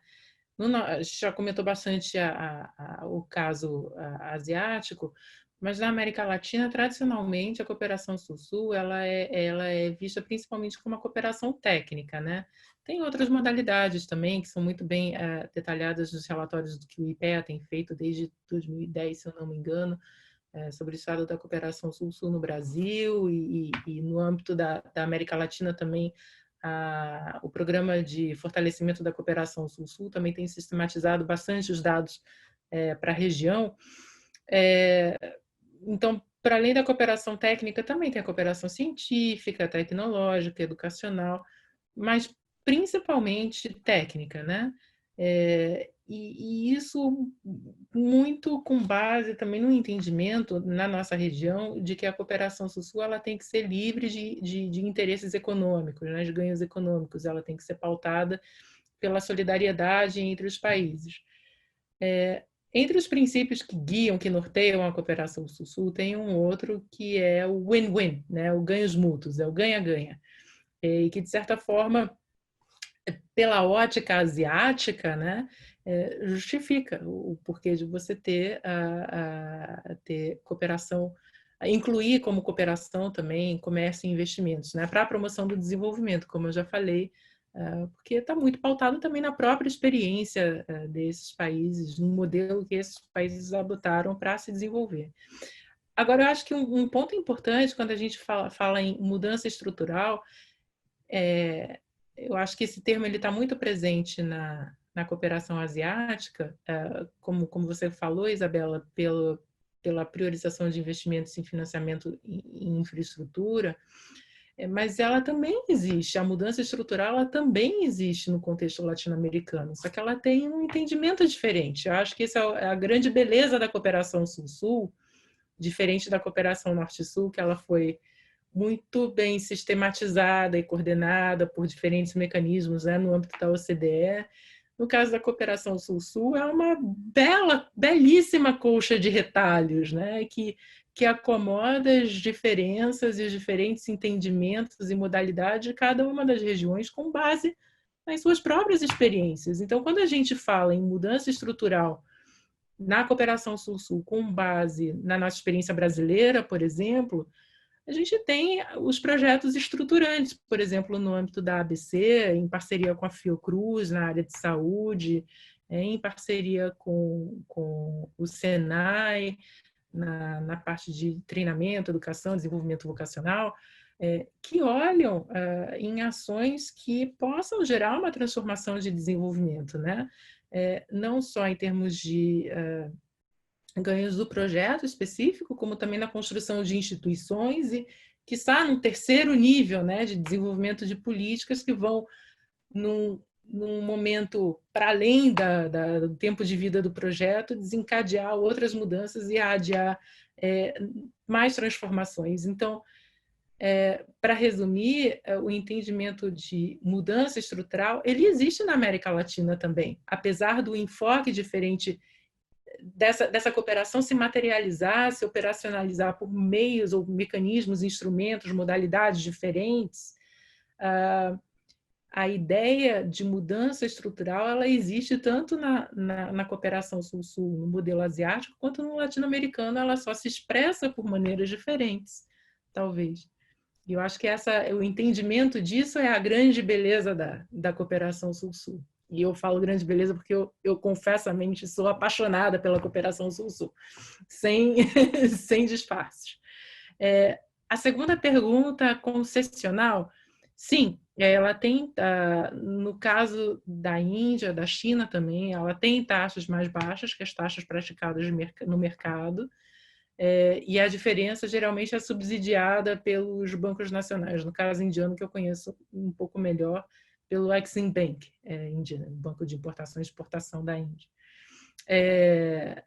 Agora, eu acho que, para além da questão da concessionalidade, é outro ponto muito importante nesse debate de cooperação sul-sul versus cooperação norte-sul, que é a condicionalidade. A cooperação sul-sul, ela sempre se vangloria muito de não impor condições políticas, né, nas suas iniciativas, nos seus projetos. Mas existem condicionalidades econômicas, tanto a China quanto a Índia. A Índia eu tenho números concretos, pelo menos 75% das contratações de bens e serviços dentro de um projeto financiado pelo governo americano tem que ser de empresas indianas. Então, mesmo que você encontre um fornecedor que seja mais competitivo em termos de preço ou qualidade, ou ambos, no mínimo, um mínimo de 75% desse financiamento tem que ser necessariamente contratado de empresas indianas. E aí entra a lógica do win-win, é o ganha-ganha. Se você quer contratar de outro, então toma um empréstimo de outro. Simples assim. É um mercado, em última instância, né? Então, é de novo, como a gente pontua a diferença de entendimento dessa cooperação com base mais solidária, não solitária, solidária, do ponto de vista do nosso continente, em comparação a uma cooperação mais pragmática do ponto de vista de vários países na Ásia, né, principalmente Índia e China. A segunda pergunta o que foi financiado pelo EIB e o NDB nesses mega empréstimos, né, emergenciais no contexto da pandemia, né? No caso do EIB, os empréstimos eles foram mais focados para a compra de equipamentos e medicamentos nos países que receberam esses empréstimos, se não me engano, foram 13 países até o momento. Pode ter tido alguma atualização mais recente. No caso do NDB, no Brasil, especificamente, esse empréstimo ele foi essencialmente direcionado para o programa de renda mínima do governo, né? Para aquele programa de renda mínima mensal de R$600 para pessoas em situação mais vulnerável. Então, tem uma diferença bastante marcante em relação à natureza desses empréstimos no âmbito de cada uma das instituições dentro do mesmo contexto, né? A resposta que cada uma delas focou em medidas diferentes, mas ambas com caráter emergencial. Eu acho que uma pergunta, uma crítica, talvez a gente possa levantar pela natureza dos projetos, além das perguntas que a gente já levantou ao longo da apresentação, sobre um enfoque mais de médio e longo prazo, de apoio, né, recuperação de mais médio e longo prazo, para além da ajuda emergencial, e sem fazer juízo de valor. A ajuda emergencial é fundamental, né? Enfim, é ela que tenta ajudar o país a não quebrar de vez, né? Falir de vez. Esse financiamento emergencial ser fundamental, né, para a recuperação no curto prazo, se a gente olha no médio e longo prazo, o fato deles não atentarem para setores produtivos, né, da economia, ou seja, que diretamente alavanquem setores, né, da economia que possam gerar riqueza, né, para o país, e, sobretudo, em um contexto de restrição do espaço fiscal, e no caso brasileiro, isso se manifesta de uma maneira muito clara, né, nos últimos anos em que a gente tem vivenciado uma crise econômica severa. Ao longo do tempo, esses empréstimos podem, né, tem um risco de virarem um cavalo de Troia, né, para o Brasil, para outros países, em que pode criar condições que os países não estejam em condições, né, de repagar essa dívida contraída hoje, sobretudo se as economias levarem mais tempo para se recuperarem, né? E quando a gente fala em desenvolvimento sustentável, né, com base no triple bottom line, econômico, social e ambiental, é fundamental a gente falar também de desenvolvimento sustentado, de projetos que sejam sustentados, né, financeiramente e viáveis para os países, e não um problema para eles logo mais adiante. Então, são provocações, na verdade, que eu queria trazer para o debate e que, enfim, para apimentar ainda mais a discussão. Obrigada, Karen. Eu vou fazer uma última pergunta para cada um de vocês, para a gente amarrar e fechar a nossa conversa de hoje. Vou começar pela Karen e terminar com o Javier, para a gente inverter a ordem. Karen, eu queria que você falasse, você comentou bastante na sua apresentação sobre essa finalidade da infraestrutura sustentável, da ausência de uma métrica, e mesmo de uma definição ainda, né, antes até da métrica, mesmo a ausência de uma definição sobre o que seria o desenvolvimento sustentável nesses projetos do NDB, e também do AIIB, mas sobretudo no caso do NDB, 2/3, né, você mencionou, dos empréstimos teriam que ser infraestrutura sustentável, né, mas não tem essas definições, a gente não sabe como medir e tal, mas assim, do ponto de vista dos projetos que até aqui têm sido financiados, né, pela tua experiência e pela análise desses projetos, eles se parecem mais com projetos convencionais? Como é que fica a dimensão da sustentabilidade desses projetos até aqui, né? Eles carregam efetivamente, né, os que, a despeito da ausência dessa métrica e dessa definição, dessa discussão sobre que definição esses bancos usam, eles carregam ou não, né, uma característica de sustentabilidade, tá? A minha questão para você. Javier, eu não poderia concordar mais com o seu último comentário sobre como fica aqui a disputa estratégica China e Estados Unidos na América Latina, o impacto disso para cá e, sobretudo, da perspectiva das interferências via guerra híbrida, via mecanismos de intervenção muito direta na nossa crise política e na nossa crise judiciária também, no caso brasileira. Então, eu queria, vou jogar mais linha para você ir puxando nesse sentido. A gente discute muito essa mudança na política externa chinesa, de uma política externa que teria passado de uma política low profile para uma política que é strive for achievement, né? Essa política externa que quer, né, se tornar mais e mais, tem se tornado mais e mais assertiva. Eu queria que você comentasse como é que isso afeta a América Latina e, sobretudo, a condição geopolítica da região frente às perspectivas aí de embate estratégico com os Estados Unidos, as possibilidades que isso abre de fraturas aí no tabuleiro internacional para desenvolvimento econômico ou, ao mesmo tempo, do outro lado, quando o Empire Strikes Back, né, de interferências diretas da potência hegemônica dos Estados Unidos aqui na região. Tá? Então, começo com a Karen e a gente termina com o Javier. Ótimo, Isabela. Uma excelente pergunta. O quão sustentável esses projetos têm sido com base em observações preliminares, né? E preliminares eu digo por diferentes razões. Primeiro, porque ainda são projetos em um estágio muito inicial, em sua grande maioria, de implementação. Lembrando que são bancos que recém entraram no 4º ano, né, de operação, e que projetos de infraestrutura têm um ciclo de vida bastante longo, de uma maneira geral. Então, até a gente começar, de fato, a verificar a sustentabilidade, ou, enfim, até resultados mesmo dos projetos, leva mais tempo, né?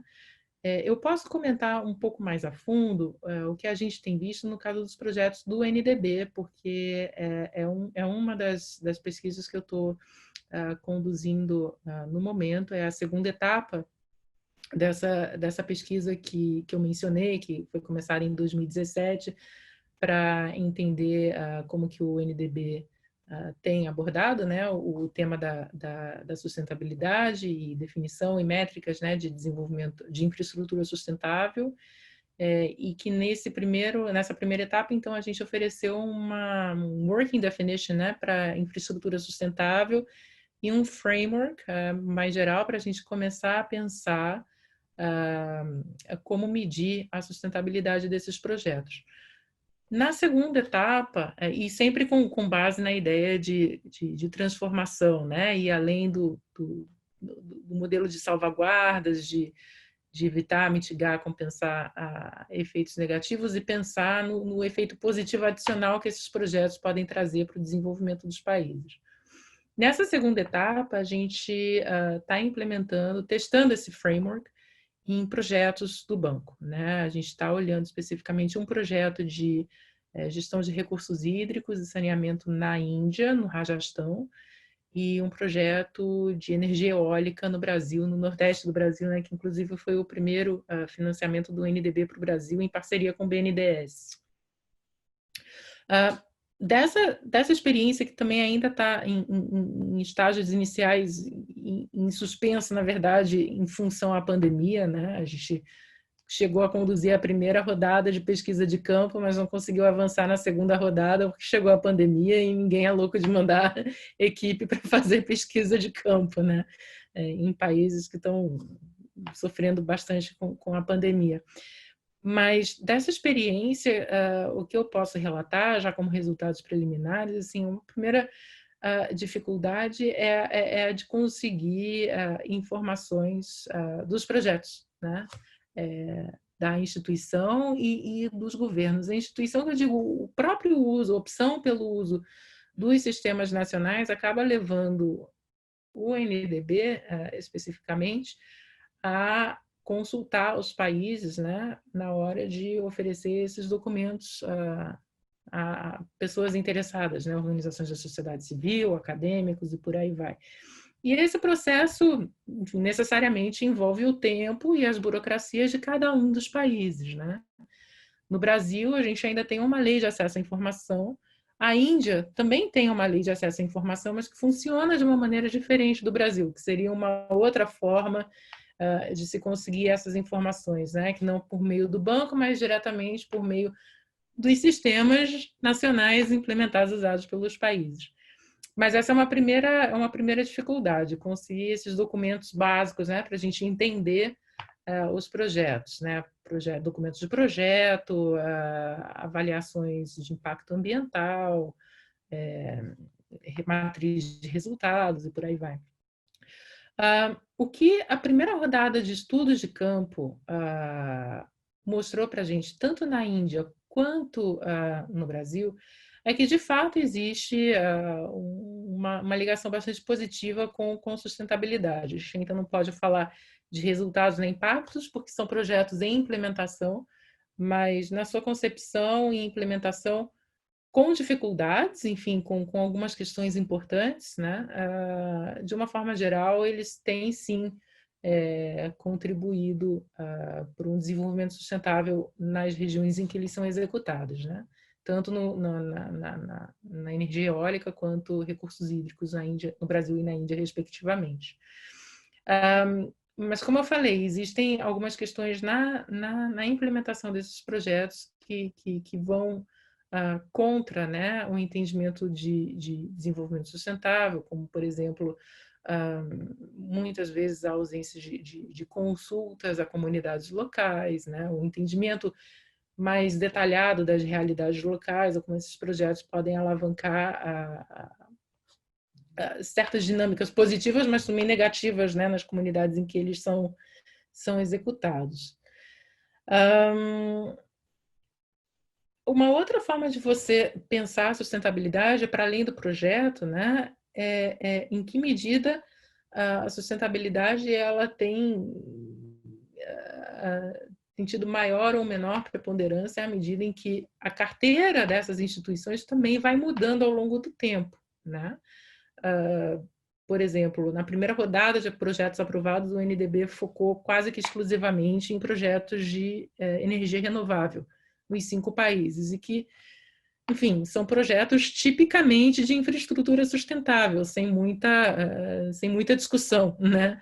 Claro que qualquer projeto de desenvolvimento vai ter um impacto negativo, mas projetos de energia renovável, por definição, têm uma chance menor, né, de ter esse tipo de impacto. Mas a característica desses projetos também foi variando à medida em que o NDB aumentou o seu portfólio e começou a diversificar investimentos em outros setores, né? E não existe uma previsão, tanto no âmbito do NDB quanto do EIIB, de, por exemplo, não financiar projetos não sustentáveis, como, por exemplo, carvão, né? Não existe uma proibição explícita. E, até certo ponto, eu acho que é importante marcar isso, porque é alvo de fortes críticas, né, de organizações da sociedade civil. Mas, de novo, se a gente coloca em perspectiva com os estágios de desenvolvimento desses países, por exemplo, no caso indiano, em que 60% da população ainda vive abaixo da linha de pobreza, carvão é uma forma de você garantir um acesso quase que universal e a baixíssimo custo para a energia à população, né? Então, claro que existe uma preocupação, uma intenção, pelo menos no discurso, de se fazer uma transição para formas mais limpas, né? Mas existem restrições práticas que também devem ser levadas em consideração na criação, na constituição desses portfólios. E a sustentabilidade deve ser vista como um contínuo, ao invés de preto ou branco, né? Existe ou não existe sustentabilidade. E esse contínuo justamente vai favorecer uma acomodação melhor dos estágios de desenvolvimento e dos modelos de desenvolvimento que cada um desses países optaram ao longo das suas trajetórias.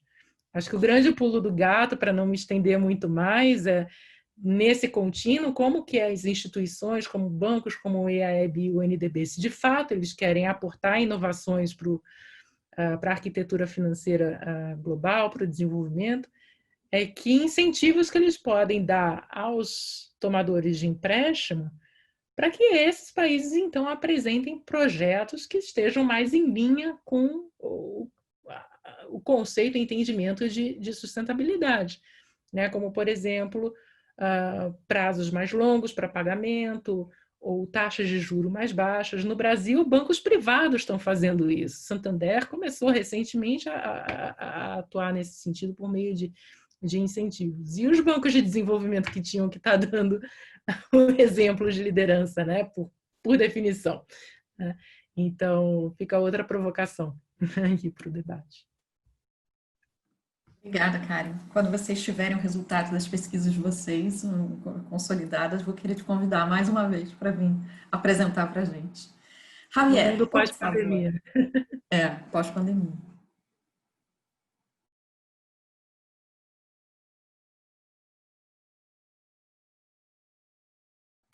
A gente não te escuta, Javier, você está com o microfone fechado.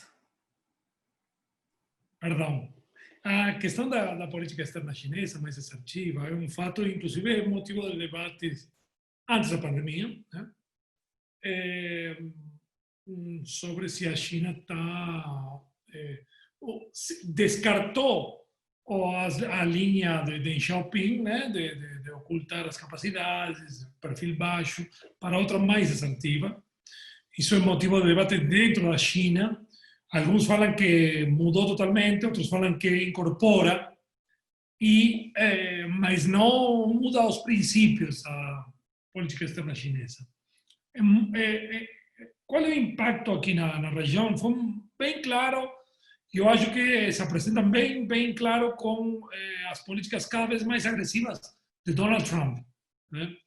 Que tem dois elementos. Um elemento é jogar com o eleitorado interno, né, que é importante, e daí vem a guerra comercial e a fase 1 que implicava fundamentalmente a compra de grãos por parte da China, porque havia um setor interno nos Estados Unidos que estava muito decepcionado com Donald Trump, que era que não podia vender os grãos.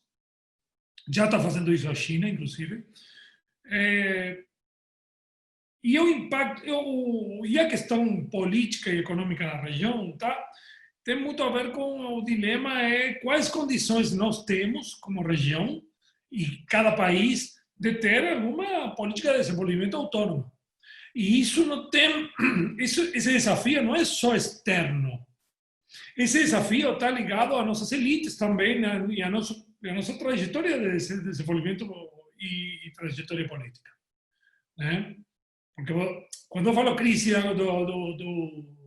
da globalização neoliberal, você observa, estamos observando no Brasil, que nós estamos em plena pandemia e o debate e um consenso mediático do governo e setores de poder, né, que não é pouco, e das elites, por uma reforma neoliberal bem radical, né?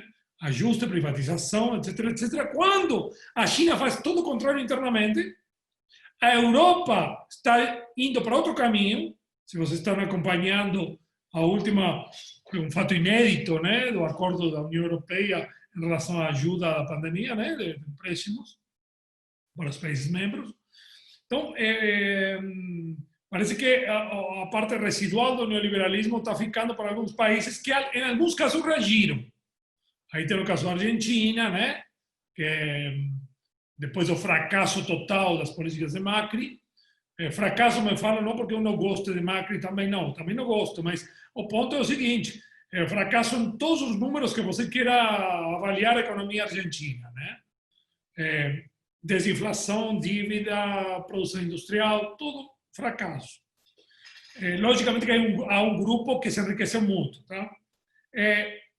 Então, essa é a questão econômica, né? E o dilema político, a questão da Bolívia, por exemplo, né? Que foi um golpe de Estado, reconhecido inclusive por gente que não é simpatizante de Evo Morales, e depois reconheceram muito tardiamente que a OEA, bom, a OEA é um instrumento dos Estados Unidos, claramente, né, na região. Claramente. Né? Eu acho que se trumpizou a OEA, né? No sentido de que já tirou a máscara e já se apresenta, Almagro se apresenta como um funcionário mais. Reconhece que não houve fraude, né? Nesse tabuleiro regional no qual as economias, o caso do Peru é uma tragédia impressionante. Eu acho que a pandemia não só acelera alguns processos, como a Karin falou, ela expõe também outros e freia outros. A pandemia tem essa contradição, né? Provoca processos eleitorais que são, né? Que pararam, manifestações políticas no Chile que pararam, lógico, pela pandemia. Na Argentina surgem agora algumas lideradas por gente anti-vacina também, né? Mas anti-quarentena, como tem em Berlim também, é um fenômeno global. Mas, só para finalizar a questão, o dilema político regional. Na economia estamos pior, nessa onda da direita. A única economia que estava indo muito bem em crescimento era a boliviana, e agora tem um problema político muito grave. E a questão venezuelana, né? A questão venezuelana, que, bom, serve, Venezuela é nosso fetiche. Serve para acabar com debates, acabar com o pensamento, inclusive, mas de qualquer maneira estão se produzindo alguns movimentos muito interessantes na Venezuela que podem promover, pode ser com assessoria russa ou chinesa, não, chinesa é difícil, mas o movimento de libertação dos presos políticos e a divisão da oposição, né? O pedido estrito do Maduro, do governo, de que os observadores internacionais das eleições sejam da União Europeia e das Nações Unidas. descartou totalmente o que a gente sabe, né? A questão da OEA e o papel dos Estados Unidos aí. Finalizando, por que falo isso, que é um momento oportuno, não pela pandemia, mas também pela questão da Bolívia? Se somos tolerantes com a Bolívia, de que estendemos e prorrogamos o prazo de um governo de facto, fazer eleições depois, por que não é o que me rotulam de ditadura, etc, etc. Né? Então, eu não sei se sou otimista ou pessimista nesse sentido no futuro da região. Eu vejo que há um processo de esgotamento, o Brasil ainda tem muita gordura para queimar para continuar no aprofundamento neoliberal, não sei até quando, não sei até quando. É uma porta aí aberta ao inferno, né? Em plena pandemia, vamos ter mais um semestre de pandemia, com certeza, esse semestre pelo menos completo, né? Então, há muitos interrogantes. Nesse transcurso, a China agiu muito ativamente. A ajuda que nós temos levantado via Twitter, via organizações oficiais, é muito substantiva.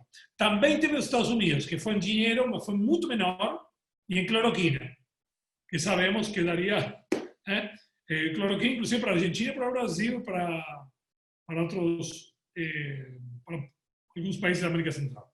Ok? Então, eu queria deixar por aqui, agradecer mais uma vez o convite. Karim, tem um aluno meu do doutorado que trabalha teu tema, assim que é obrigação assistir essa palestra, né? Tem vários alunos, e vai ser também matéria da minha disciplina sobre a China, que vou dar na pós-graduação, para obrigar o povo a assistir, pelo menos a sua parte, né? A minha vai ter que me aguentar depois. Obrigado. Javier, meu caro, muito obrigada. Karen, minha querida, muitíssimo, muitíssimo obrigada pela presença de vocês. Uma satisfação ouvi-los. Vou seguir acompanhando os trabalhos de vocês. Também o Javier, com esse levantamento sobre a ajuda chinesa aqui durante a pandemia. Estamos curiosos com os números e os resultados. Então, mais uma vez, meus queridos, muito obrigada. Seguimos em contato. Uma satisfação acompanhá-los e até a próxima. Bom dia. Isabela, Javier, eu posso fazer uma pergunta, estou muito curiosa, eu posso fazer uma pergunta para o Javier, rapidinho? Você pode cortar. Vocês decidem, tanto faz. Então vamos por mim, manter tanto online, faz. pronto. Tá, Javier, no ano passado, logo antes da visita do Bolsonaro para a China, começou uma onda de especulações de que o Brasil entraria formalmente, aderiria formalmente ao BRI, né, ao Belt and Road Initiative. Se vai ou não vai entrar, naquele momento era extremamente prematuro qualquer sinalização que fosse nesse sentido, né, por parte do governo brasileiro. E aí, imediatamente, a gente via que era uma maneira de jogar verde, né, para testar posições, né, de ambos os lados, o que é absolutamente natural nesse tipo de encontro. A minha pergunta para você é uma pergunta que eu ouço recorrentemente aqui na China e que eu quero ver a sua opinião. O Brasil vai entrar no BRI? E se vai ou não vai entrar no BRI, por quê? O que o Brasil ganha ou deixa de ganhar como membro do Belt and Road Initiative? Entendi. Rapidinho a pergunta, mas é muito importante. Eu acho que a Argentina tem mais chances de entrar do que o Brasil. Eu acho que ninguém vai fazer isso antes das eleições dos Estados Unidos. Eu acho. No Brasil, acho um pouco complicado. Consultei gente que está ligada ao governo, mas não era do governo, importante, não vou dar nomes, que responde com certa arrogância frente a um grupo de pesquisadores, no qual estava, foi na Unicamp. Não é que a pessoa seja arrogante, a arrogância da visão brasileira, que choca um pouco. Eu, como argentino, eu me sinto brasileiro também, mas como argentino eu vejo mais defeitos do que vocês, às vezes. E na Argentina também, tá? Então tenho essa dupla estrangeiro eterno. Respondeu com certa arrogância no sentido de que como que o Brasil não necessitaria entrar. se tem muito, né, como falando, não necessita entrar. Total, eles vão continuar investindo aqui. Só que eu acho, vocês conhecem mais a China do que eu acho que não entenderam como a China pensa. Essa resposta ficou muito, chocou muito um pesquisador importantíssimo mexicano que eu conheço, Dussel Peters. Posso falar porque, bom, chocou no sentido, porque México tem o tamanho do Brasil, mas, ok, o fato de México entrar em algum momento é outra questão. Então, mas México está liderando todas as reuniões via CELAC com a cooperação sul-sul da pandemia, né? Videoconferências, especialistas, está agindo, o México está usando bem sua presença pro tempore da CELAC. O Brasil não quis participar, suspendeu a participação, não significa que vai sair.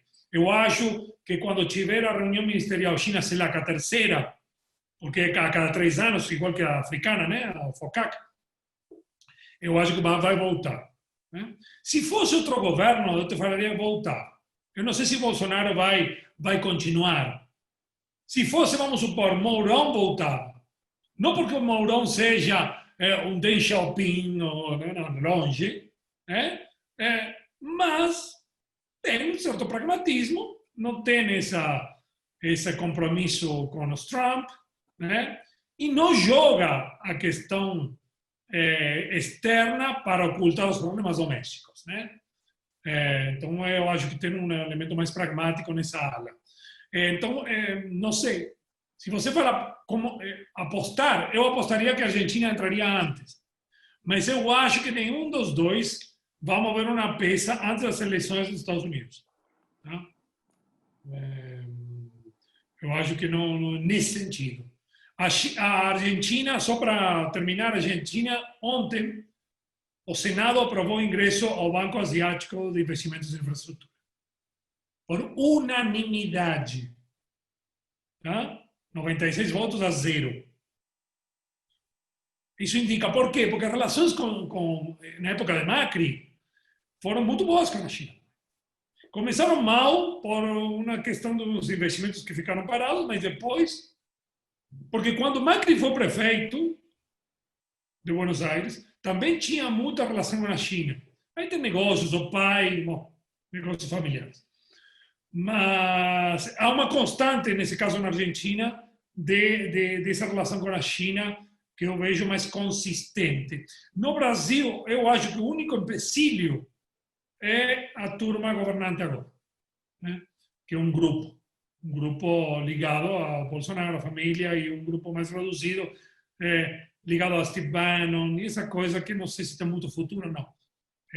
Pode ter uma popularidade agora, usam as questões de guerra híbrida muito bem, né?